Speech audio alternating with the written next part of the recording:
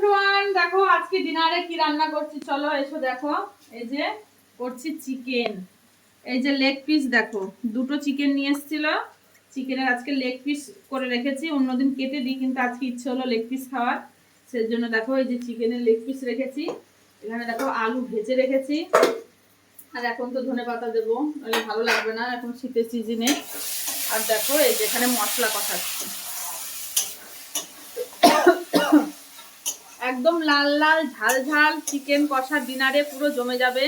আমার চিকেনটা বেশিরভাগ রাতের বেলায় বেশি পছন্দ, তোমাদের কখন পছন্দ আমি জানি না, বাট আমার মনে হয় চিকেনটা রাতেই বেটার, রাতেই আমার খেতে বেশি ভালো লাগে। তো এই যে চিকেন, আর এই যে ভাত করে নিয়েছি এদিকে, দেখো এই যে গরম ভাত।